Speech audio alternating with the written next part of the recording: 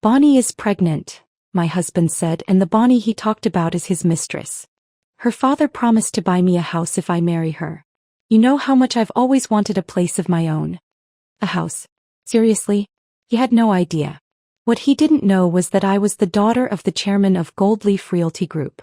Our family owned properties all over the country. Derek and I had been together for 3 years, married for 6 months. Back in college he had pursued me relentlessly for half a year, 6 full months of unwavering effort. When I finally agreed to be with him, he treated me like a queen, making me the envy of everyone around us. After graduation, despite my family's strong opposition, I insisted on marrying Derek. I wanted my parents to see his potential, to believe in his ambition. I wanted to prove to them, and maybe even to myself, that Derek wasn't with me for my money. So I agreed to keep my real identity a secret. Together we applied for jobs and started from the very bottom at Gold Leaf Realty Group, the very company my father owned. For the past 6 months we had been living in a rented apartment, not just the two of us but with his mother, Susan. Owning a house had become Derek's greatest obsession. Susan, could you try using a little less salt next time? You have a heart condition and the doctor said too much salt could put extra strain on your heart. Especially at your age, it's important to watch your diet. I had just gotten home from work, taken a few bites, and once again the food was unbearably salty. I kept my tone gentle as I spoke to her. Susan had been heavy-handed with seasonings for as long as I could remember. I, on the other hand, had always preferred lighter flavors, and more than that, I was genuinely concerned about her health. Her expression darkened immediately. If you don't like it, cook for yourself. I'm making dinner for you too, and instead of being grateful you're nitpicking? You're impossible to please. That's not what I meant, Susan, I tried to explain. I know you put in a lot of effort cooking for us. I just want you to take care of yourself. But after 6 months of living together it was clear, we just didn't get along. For Derek's sake I swallowed my pride every time.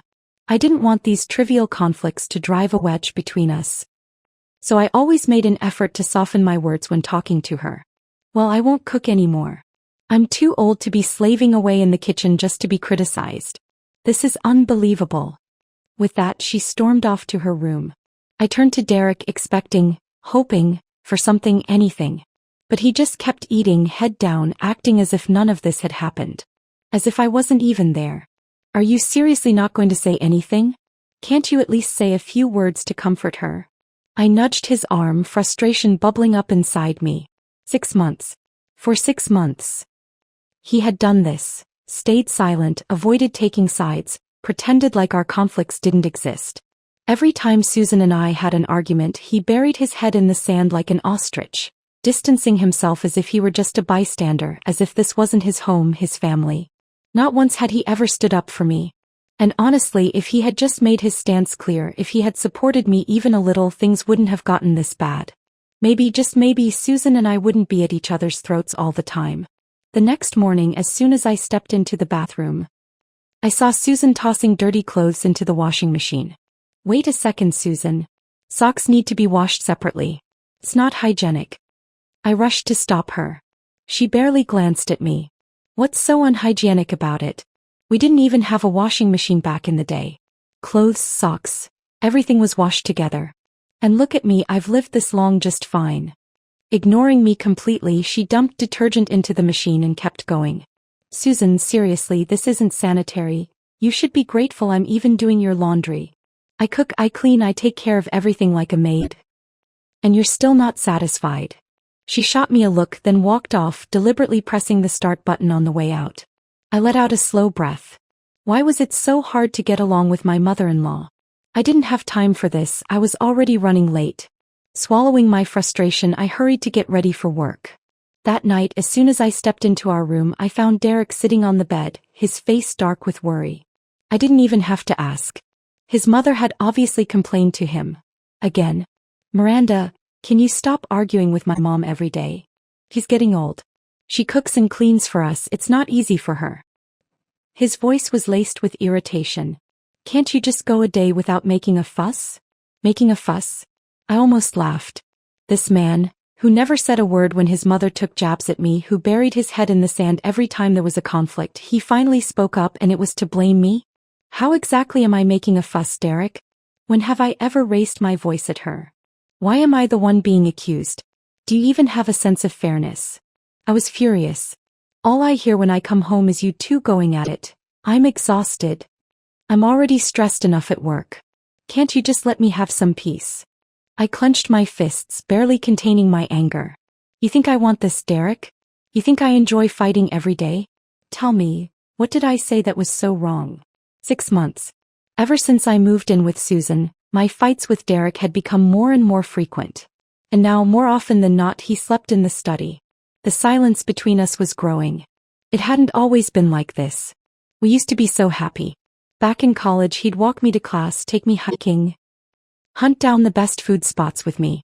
Everyone envied me. They used to call Derek the perfect boyfriend. Thoughtful, devoted, the kind of guy who would do anything for the girl he loved. But now I barely recognized the man sitting in front of me.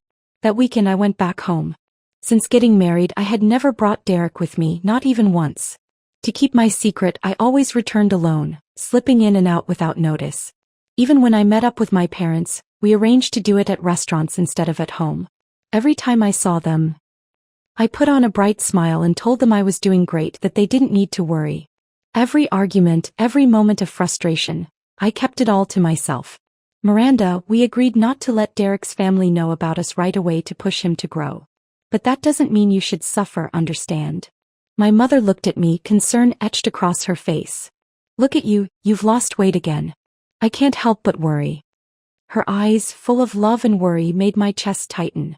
I forced a reassuring smile. Mom, I'm fine. Really. Don't worry about me. I didn't want to tell them anything. I just wanted to prove, to them, to myself, that I hadn't made a mistake in choosing Derek. That going against my family, fighting for this marriage, had been the right decision. After all, even though we argued all the time now, I still believed that Derek loved me. I had to believe it. That night, when I got home, I was met with yet another unexpected surprise. The moment I pushed open the bedroom door, my jaw nearly dropped. Right above the bed, several oversized posters were taped to the wall. All of them were of babies. Cute, chubby, smiling babies. And our wedding photo? Gone. No sign of it anywhere. Derek, get in here.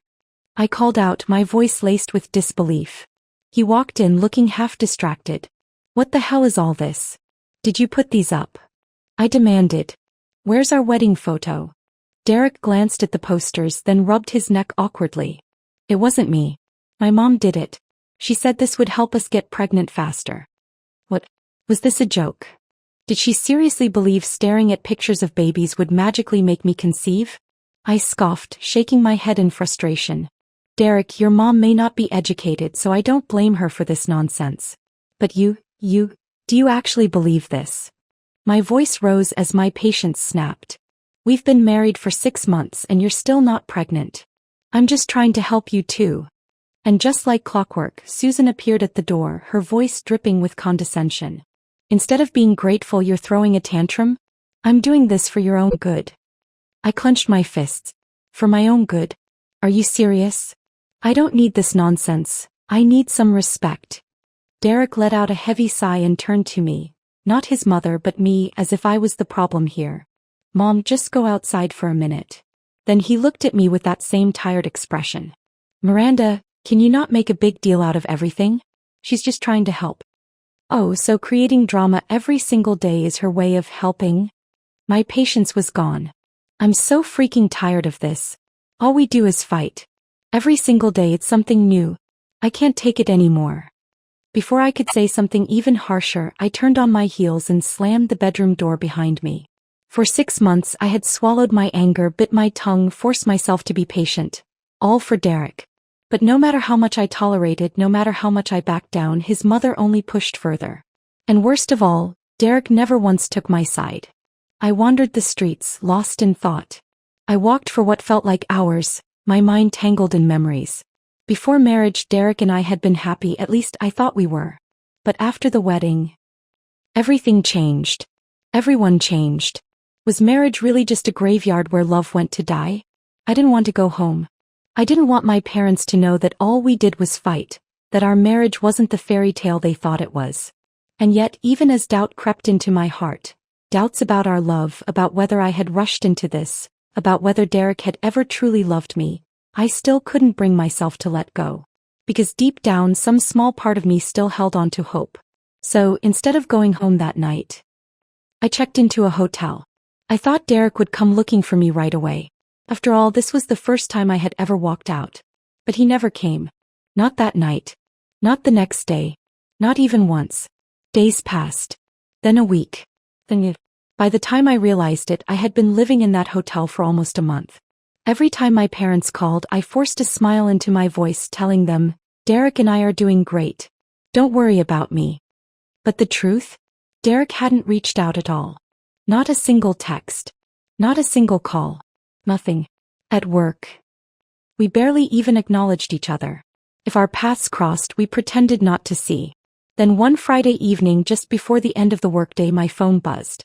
For the first time in a month, Derek had finally texted me. Come home tonight. We need to talk. I stared at the message, heart pounding. He finally wants to talk. Maybe this is it. Maybe we can fix this. I took a deep breath and typed out a single word, okay. Then, clutching onto the last shred of hope I had left, I headed home. Miranda, let's get a divorce. I sat on the couch staring at Derek, unable to process what I had just heard.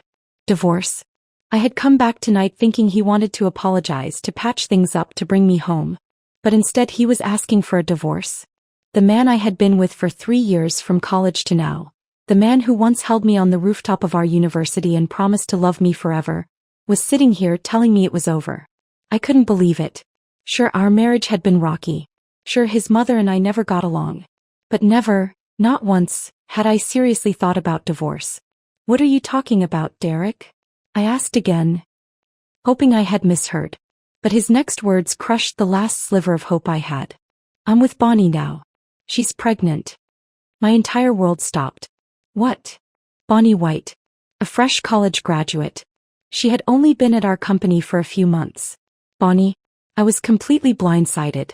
He had been cheating on me, and now she was pregnant. How long had this been going on? How long had I been a fool? Derek dropped his gaze, his voice quieter. Her father said if we get married, he'll buy us a house near the company. You know how much I've always wanted my own place. But with my salary, I could never afford it on my own.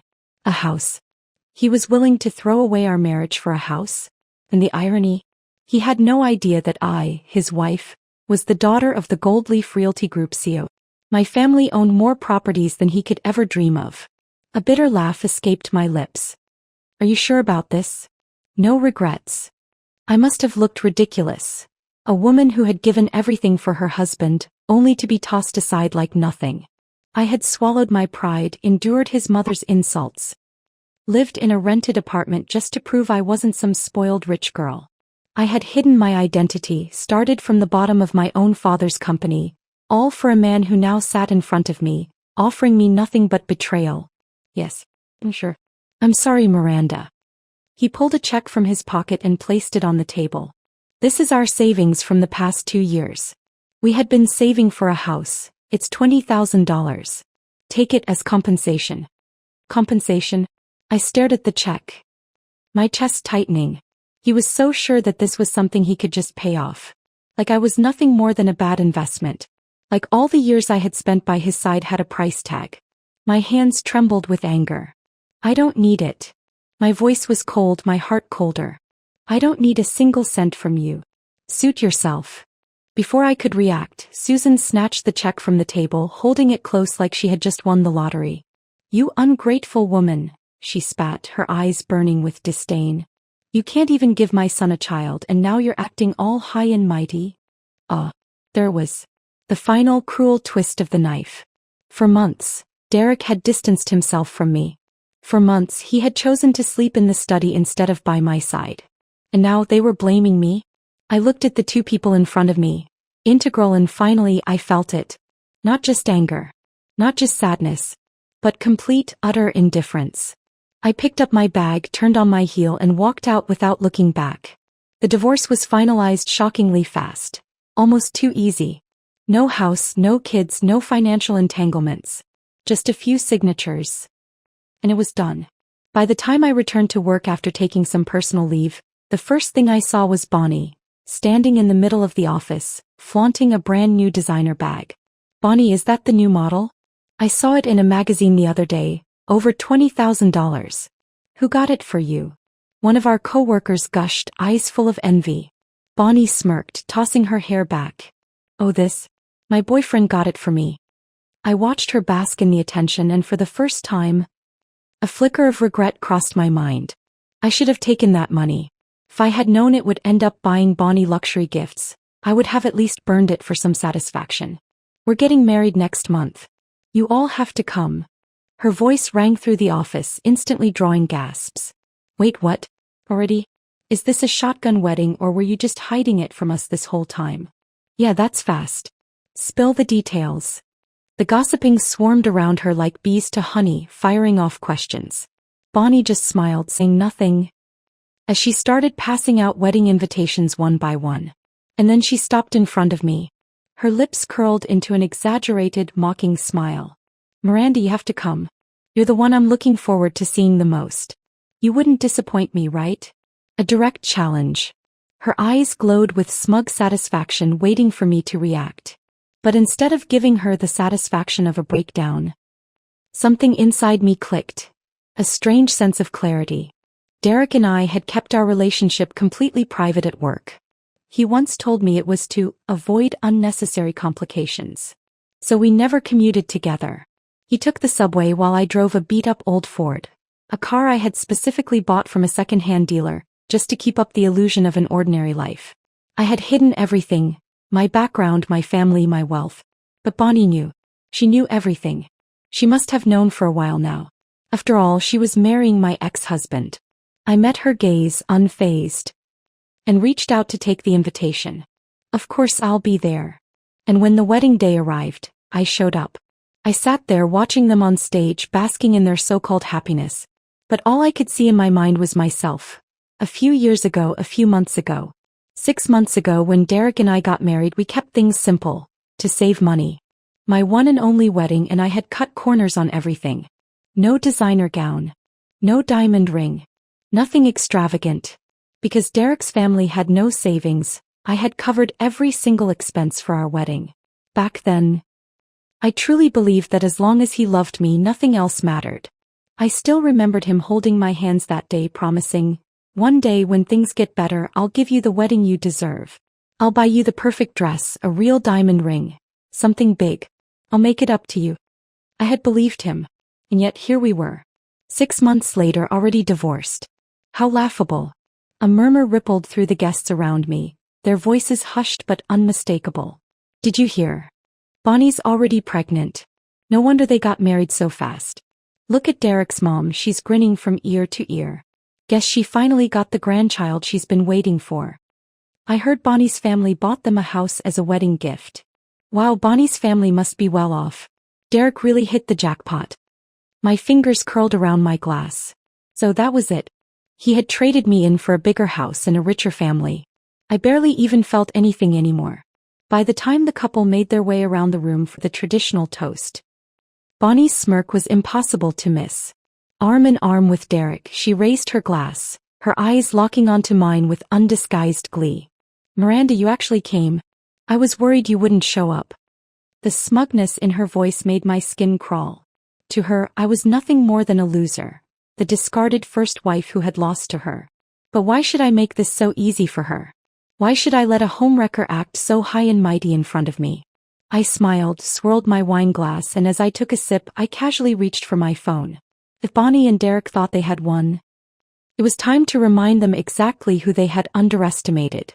I typed a short message and hit send. To my father, the CEO of Goldleaf Realty Group. "Dad, I'm at the Westin Hotel. Can you come pick me up? I had a little too much to drink." Seconds later, my phone buzzed with a reply. "On my way."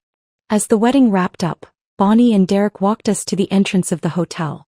Laughter and conversation filled the air as colleagues teased the newlyweds. "Derek, where are you two going for your honeymoon? Don't forget to bring us souvenirs when you get back." Marriage is amazing. Having someone who loves you unconditionally, what a dream. Everyone was in high spirits, until we stepped outside and the chatter suddenly came to a halt. Gasps. Whispers. Stunned silence. Oh my God, look over there. It's Mr. Astor. Someone nudged Derek. Dude, you didn't tell us you invited the company's CEO to your wedding. That's some serious influence. Are you crazy? Why would Mr. Astor be here for Derek? Looks like he's waiting for someone. Bonnie stood frozen, her face pale with confusion. But Derek? I could almost hear the gears turning in his head, the frantic, desperate attempt to make sense of it all. Because there stood my father, Astor himself, the CEO of Goldleaf Realty Group. His former father-in-law. His face lost all color. And at that moment I finally stepped forward from the crowd. A slow, deliberate entrance. With a bright smile I linked my arm through my father's. Dad, you're here. Shockwaves. The whispers behind me exploded into chaos. Dad? Wait, did she just say, Dad? No way. That means, Miranda is Mr. Astor's daughter. Holy crap. I literally asked her to buy me coffee once. I turned slightly, looking right at Bonnie. Her face twisted in absolute disbelief. She wasn't smug now. She wasn't gloating now. She had gotten everything she wanted. The husband, the marriage, the prize she thought she stole from me.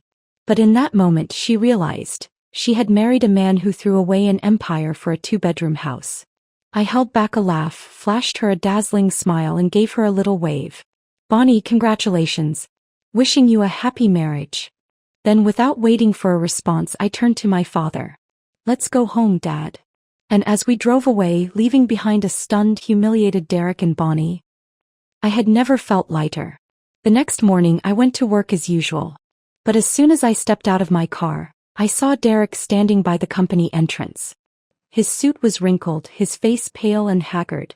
He looked like he hadn't slept all night. Miranda, wait. He grabbed my wrist, desperation written all over his face. I pulled my hand back, looking at him like he was nothing more than a stranger. What's wrong? I asked, my voice dripping with sarcasm. Shouldn't you be on your honeymoon with your pregnant wife? Or did you suddenly realize you married the wrong woman? The old me, the one who still believed in him, who still thought he loved me, was gone. The only thing I felt for Derek now was pure, unfiltered disgust. A cheating husband. That's all he was. Why did you lie to me? His voice was hoarse, eyes filled with accusations. Lied to you? About what? You're the heiress of Goldleaf Realty Group. Your father is the CEO. Why didn't you ever tell me? Why did you keep it from me all these years? I almost laughed. That's what he was upset about. Not that he had cheated on me. Not that he had abandoned our marriage for money. No, what truly bothered him was that I hadn't told him I was rich. I crossed my arms, staring at him in disbelief. Oh, I see. So if you had known, you wouldn't have cheated? You wouldn't have divorced me for Bonnie? Is that it, Derek? My voice was cold, cutting through the morning air. Even now you still think it's someone else's fault. You still think you're the victim. I watched as his expression twisted, his jaw clenching. And in that moment, I truly realized, I had wasted 3 years of my life on a man I never really knew. What a joke. Derek suddenly reached out, his voice breaking. If I had known, I never would have looked at Bonnie. I love you, Miranda. His arms moved toward me as if he wanted to hold me, as if he had any right to touch me. But I shoved him away so hard he nearly stumbled. My lips curled in disgust. Don't touch me. You make me sick.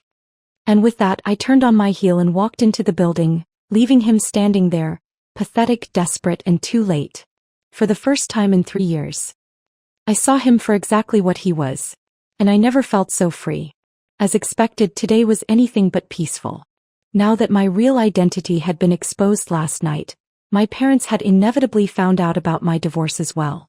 My mom was livid. That Derek. He never deserved you. I should have never agreed to this marriage in the first place. My dad was just as frustrated. That man is worthless. Now that you're divorced, come home. There's no need for you to stay in that company any longer. Miranda, I want you to work directly under me. I'll personally teach you the business. My secretary Lily will arrange everything for you first thing tomorrow. There it was. When everything fell apart, the only people who stood by me, unconditionally without hesitation, were my parents. And honestly, maybe this was for the best. By afternoon, I had been relocated to the top floor of the company, far away from my old department, from the coworkers who were probably still buzzing about last night's drama. I didn't care. I had no interest in being the center of office gossip. During my lunch break, my phone rang. I glanced at the screen. Susan. My former mother-in-law. She must have found out everything too. For a second I debated ignoring it. If it weren't for her, if she hadn't constantly stirred up conflict, if she hadn't made our home unbearable, maybe my marriage wouldn't have fallen apart so quickly. Then again, maybe I should thank her. At least she made me see Derek's true colors sooner rather than later. I sighed and answered. Susan. Miranda, do you have time to meet for lunch? I'm downstairs at your office. I'd really like to talk. I suppressed an annoyed scoff. This woman seriously has no shame. Sorry, I'm busy. I don't have time. My voice was polite, but my patience was non-existent. I didn't want to see anyone from that family ever again. She hesitated. Miranda, I know I was wrong before, but I really have something to say to you. Please. I rolled my eyes. Susan, I don't know what there is to talk about. Derek and I are divorced. That chapter is closed. And before she could say another word, I ended the call. I wasn't about to let them ruin my day. Not today. Not ever again. After work, I headed to the underground parking lot, only to spot Susan standing next to my car. But not next to that old, beat-up Ford the first used to drive. No, she was standing beside my Maybach. The moment she saw me, her face lit up with a sickly sweet smile. A far cry from the woman who used to treat me like dirt. Miranda, you're off work. You must be so tired, right? Her voice was unnaturally friendly, her tone almost servile. I had heard her real voice before. Sharp, condescending, full of scorn. So this was laughable. Funny how money and status could flip a person's attitude overnight. It was almost entertaining to see. I kept my expression neutral. Susan, what do you need? I had no intention of causing a scene. No matter what had happened, she was still someone I had lived with for months. Susan hesitated, then said, I actually came to apologize. On Derek's behalf. I raised an eyebrow. Apologize? For what? The cheating? The lies? The divorce? What exactly was left to apologize for? Yes. Derek was wrong. He never should have left you. You were such a good wife, he sees that now. She gave me a forced, rehearsed smile as if that would erase everything that had happened. I almost laughed out loud. What was the point of this now? Susan, whatever happened between Derek and me is in the past. There's no need to rehash it. I didn't want to waste another second of my time. I had dinner plans with my parents and that was what mattered. I turned to leave. But the moment I stepped forward, she grabbed my arm, panic flashing in her eyes. Miranda, wait. Just listen to me. Her next words nearly made me burst out laughing. Derek knows he made a mistake. If you just come back, I'll make sure he divorces Bonnie immediately. I swear. I blinked. Did I just hear that correctly? Did she seriously just suggest that I should take Derek back? That he would dump Bonnie the second I agreed? That after everything, the cheating, the betrayal, the humiliation, I would willingly walk back into that toxic family? It was, without a doubt, the funniest thing I had ever heard. I let out a small chuckle and pulled my arm free. Without another word, I opened my car door, slid into the driver's seat and drove away, not sparing her a single glance. That night, when I returned to my parents' house, it finally felt like I could breathe again. For the first time in a long while, I felt at home. After dinner, I sat between them watching TV, something we hadn't done together in years. Miranda, be good and move back home, all right? We don't feel at ease with you living alone. My mother had barely let go of my hand since I got back. My father, usually the stern and serious type, actually cracked a joke. You know, ever since you left, this TV barely gets turned on. Your mom and I had no reason to watch anything. I couldn't help but smile. All right.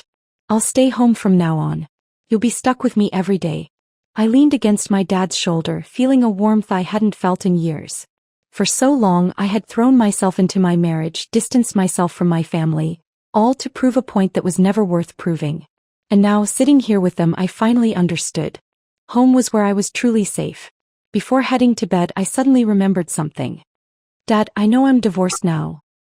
But let's be fair about this. If Derek still wants to keep working at the company, just let him. I had no interest in giving him the satisfaction of thinking I was out for revenge. My father nodded, not arguing. If that's what you want, then that's how it'll be. Later that night, as I stood in my childhood bedroom, memories washed over me. I had barely spent any time here since getting together with Derek. During college breaks, we'd go on trips, practically glued to each other every day. After marriage, in order to hide my real identity, I had never stayed here. The only times I returned were in secret, alone.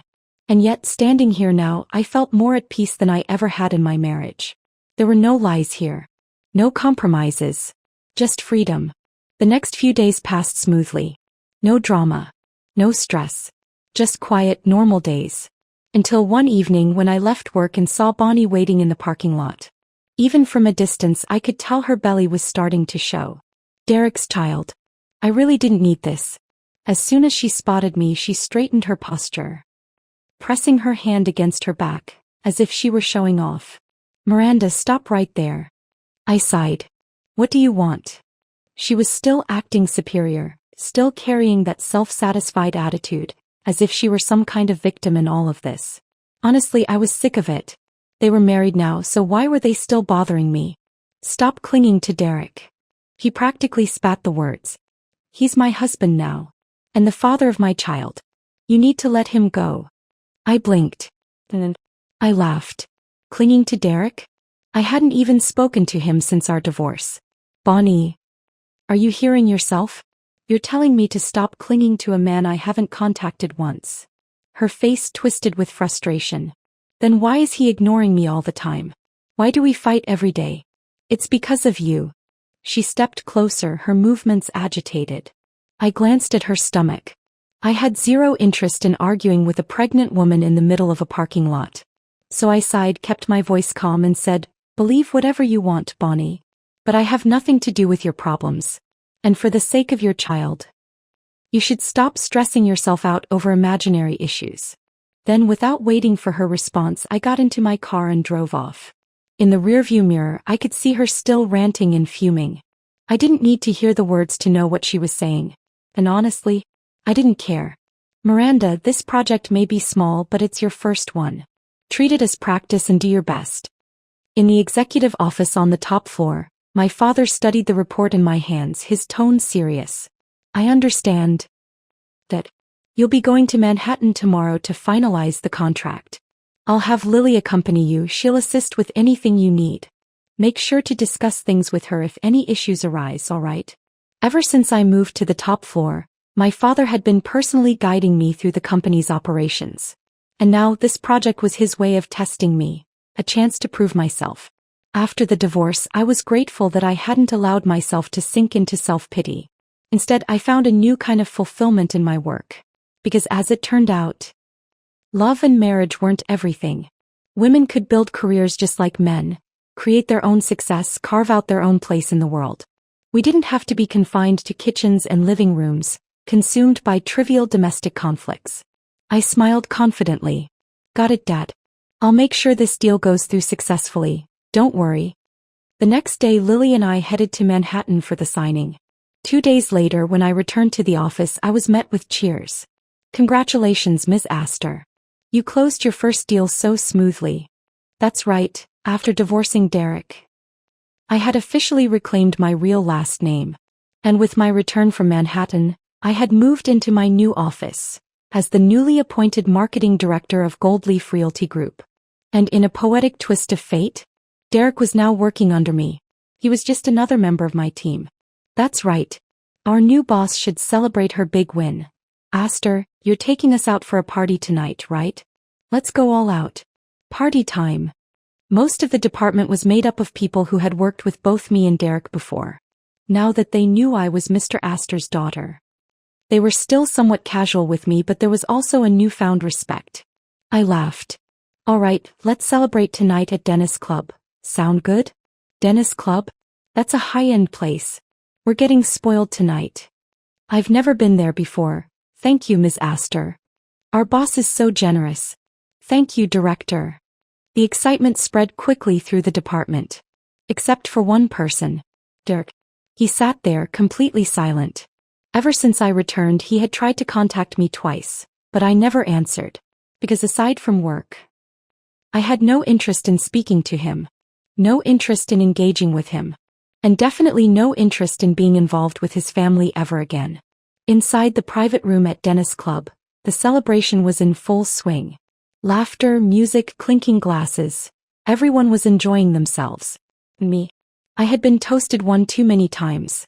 The alcohol buzzed through my system warm and heady, and at some point I decided I needed some air. I excused myself, stepping out onto the dimly lit street.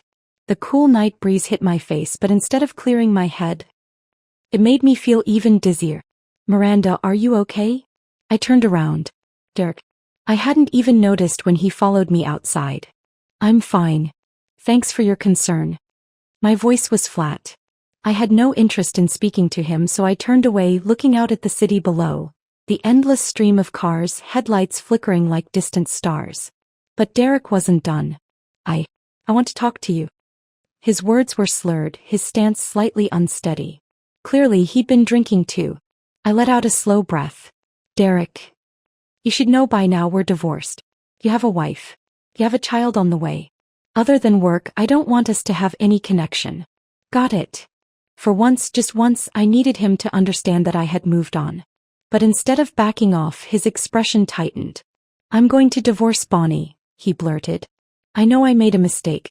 I regret it, Miranda. I really do. We were so happy before, don't you remember?" I almost laughed. Ah yes. The classic cheater's logic. Derek took a step closer, his desperation rising. His hand reached out, as if he actually thought he could touch me again. But before he could lay a finger on me, a firm grip yanked him back. "I wouldn't do that if I were you." A deep voice cut through the night. I turned. "Martin?" For a moment I thought I was seeing things. Martin Washington. My old high school classmate. And at one point the boy who lived next door to me. He had left for overseas studies right after graduation, and we had lost touch over the years. I never expected to see him here tonight. Derek's face twisted in confusion. "Who the hell are you?" Martin didn't even flinch.